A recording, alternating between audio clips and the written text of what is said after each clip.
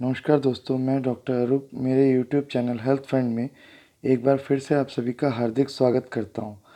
आज मैं liver cirrhosis, जिसे हिंदी में लीवर का सिकुड़ना कहा जाता है, इसके बारे में बहुत सीरियस एक वीडियो आपके सामने प्रस्तुत करने जा रहा हूं।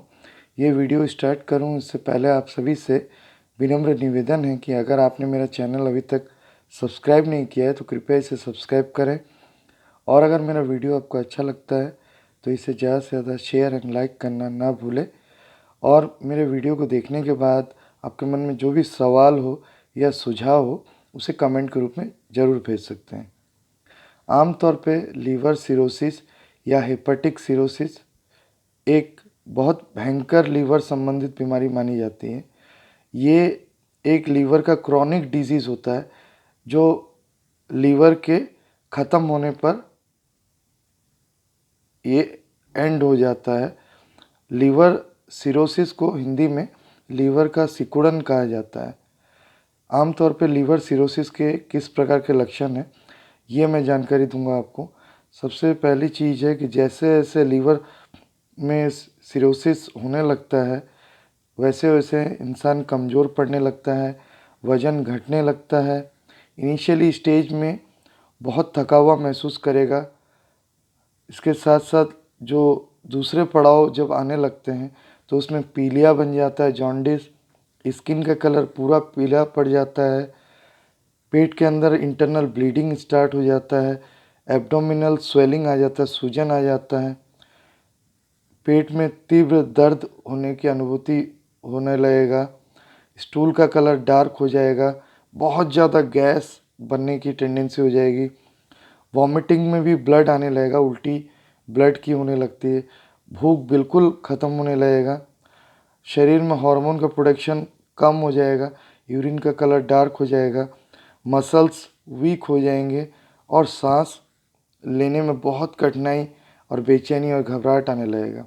आमतौर पर लीवर सिरोसिस को 4 स्टेज में बांटा गया है। सबसे पहला स्टेज जो है जिसे इन्फ्लेमेशन कहा जाता है, इसमें लीवर सिर्फ स्टार्टिंग में उसमें एनलार्जमेंट आ जाता है, वो बढ़ जाता है और थोड़ा सूजन आ जाता है।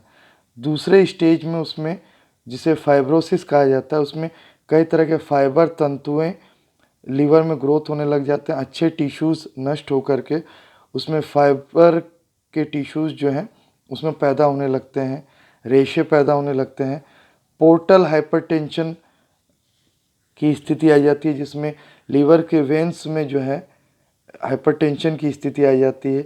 तीसरे स्टेज में जो है बहुत ज़्यादा ये फाइबर के टिश्यूज़ बिल्डअप हो जाते हैं और लीवर के फंक्शन करने में बहुत ज़्यादा कठिनाई महसूस होने लगता है। लीवर हार्ड हो जाता है, बहुत ही ज़्यादा हार्ड हो जाता है कि पेनफुल हो जाता है। और जो चौथा स्टेज है उसे ESLD कहा जाता है, जिसे एंड स्टेज लीवर डिजीज़ कहा जाता है। ये फैटल भी है, लाइफ थ्रेटनिंग भी। वैसे तो लीवर सिरोसिस ही एक लाइफ थ्रेटनिंग बीमारी है जिसमें जीवन जाने के लगभग 100% ही संभावना बनी हुई रहती है। जो चौथा स्टेज है वो इतना क्रिटिकल होता है जिसमें पेशेंट घर में रखना इम्पॉसिबल ही है। आमतौर पे लीवर सिरोसिस के कुछ कारण हैं, उसके बारे में जानकारी दूंगा। थोड़ा सा ध्यान से इन बातों को आप सुनिएगा और फॉलो कीजिएगा। सबसे पहली चीज़ है अल्कोहल की अतिरिक्त मात्रा को रेगुलरली लेते रहना। हमारे भारतवर्ष में प्रतिवर्ष 10 लाख लोगों को लीवर सिरोसिस हो रहा है। इसका मुख्य कारण जो है अल्कोहल का अतिरिक्त मात्रा में उपयोग करना है, और अल्कोहल का इतना ही दुरुपयोग हो रहा है जिसके वजह से क्या है, लीवर सिरोसिस बनने के जो सबसे मुख्य कारण है वह अल्कोहल एब्यूज़ माना जाता है।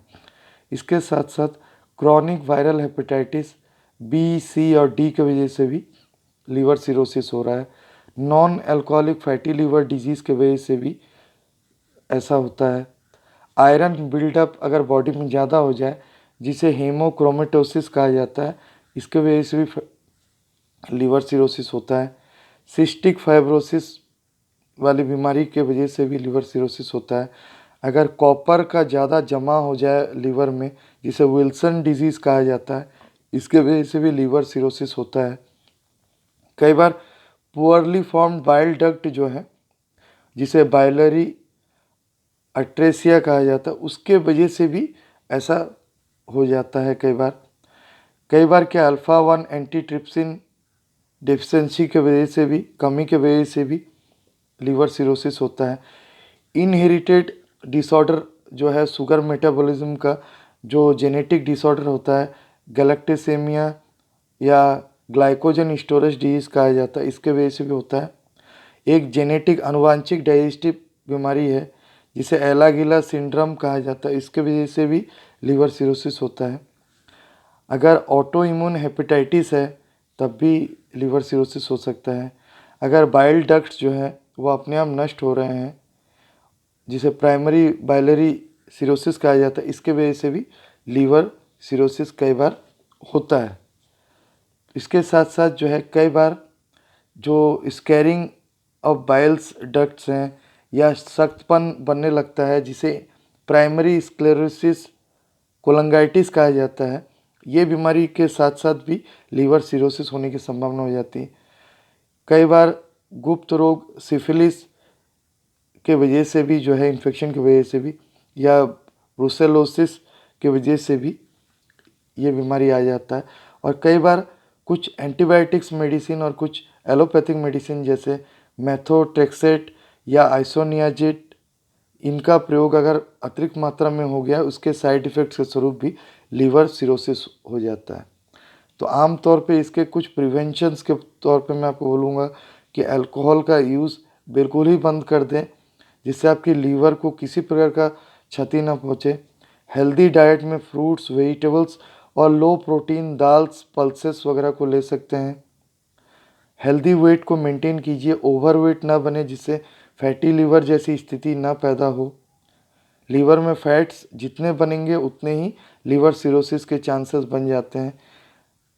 अपने को हेपेटाइटिस जैसी बीमारी से बचाने के लिए कोई भी नीडल्स को शेयर ना कीजिए।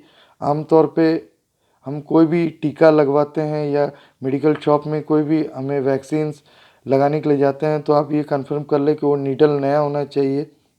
और अनप्रोटेक्टेड सेक्स से भी बचने की कोशिश कीजिए, जिस वजह से वायरल हेपेटाइटिस फैलता है और लास्ट में जो है लीवर सिरोसिस बन सकता है। और कोशिश कीजिए जो हेपेटाइटिस के वैक्सीन्स हैं उसे रूटीन लेने का।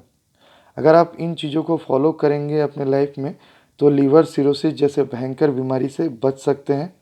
और मैं उम्मीद करता हूँ कि आप इन चीज़ों को बचने के लिए अपने लीवर के अनुकूल जो डाइट है उसको आप फॉलो करेंगे और अल्कोहल को आज से ही त्यागने की कोशिश करेंगे।